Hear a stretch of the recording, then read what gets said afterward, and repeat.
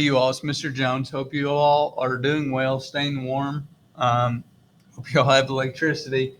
But I'm going to go over kind of this slideshow that I made for you all today. I think this will really help you all. Um, Not only like for today, but it'll help you for the remainder of the year and for your future classes because you all have to know what an independent dependent clause is um, by the time you leave freshman English. And you all, I know a lot of you all who are in person, we've already went over some of this very vaguely and very quickly. But honestly, y'all could have forgotten it. And also, we didn't really, kind of assess it. So we're going to use IXL today to kind of assess you all on your knowledge of this. But I'm going to go over this slideshow first, which will really help you all if you are a little confused. It's really important that you all kind of understand this before we get going because we're going to continue to push this a little further because to understand comma usage, to understand semicolon usage, to understand those things, you have to understand what an independent and dependent clause is and being able to identify what is what. So hopefully through this slideshow, you'll be able to do that. So let me present this real quick. So your I can statement for today is I can identify differences between independent and dependent clauses and be able to label each in a sentence. An independent clause has a subject, which is a person, animal, thing, or idea, state of being that the sentence is about, and a verb, which tells what the subject does or is. So yes, it has to have a subject and a verb, but it must express a complete thought. You see it's in bold, so that's the big thing. So think about what the word independent means. Alone. An independent clause can stand alone, meaning it's like a complete sentence. So an example, Ellis Island greeted immigrants between 1892 and 1954. So I underlined Ellis Island and greeted. Ellis Island is what the above clause is about, making it the subject. Greeted is what Ellis Island, the subject, did, making greeting the verb, or greeted. It's not grammatically correct, but I had to use the tense of greeted as it was in the sentence, so I apologize for that. So it has a subject and a verb and expresses a complete thought. So it's an independent clause. I would say yes, because it has a subject, it has a verb, and it expresses a complete thought. Okay. So we all know what an independent clause is. We've just maybe heard of it in a fancy or we haven't heard it in that fancy schmancy terms of it. All it is it can stand alone. It can be its own sentence. But a dependent clause, on the other hand, also has a subject and a verb, but does not express a complete thought. I forgot to go over another word for a dependent clause is just simply a subordinate clause. I'm sure y'all might have heard that before, and a lot of times, I still hear it. And I'm like, what? But all it is, it's just a dependent clause.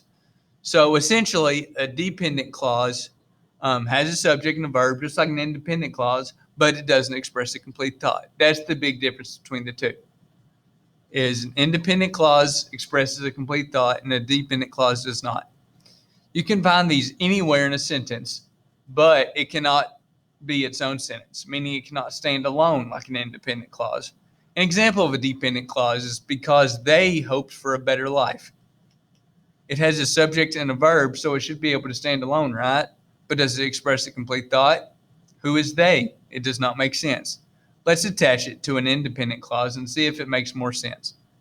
Example, immigrants endure difficult journeys because they hope for a better life. Now that makes a little more sense now, doesn't it?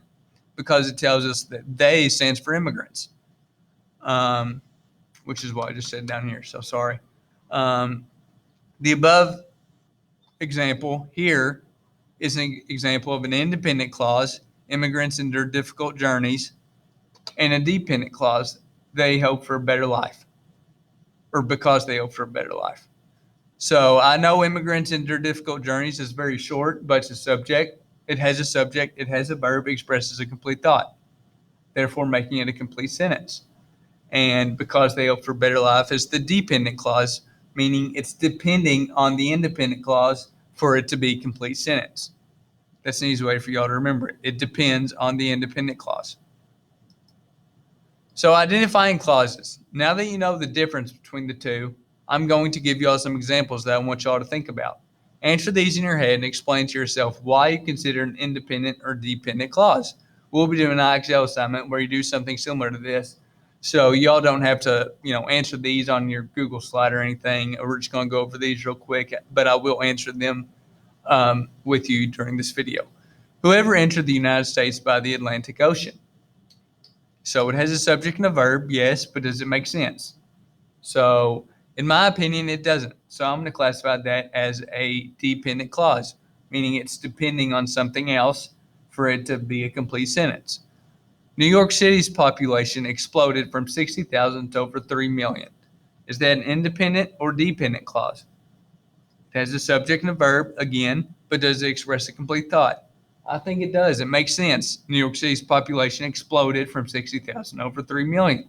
So I'm classifying that as an independent clause. And the last one, who came from Italy, Russia, Ireland, and Greece, among other countries? You all, I think that's a dependent clause too because it doesn't make sense.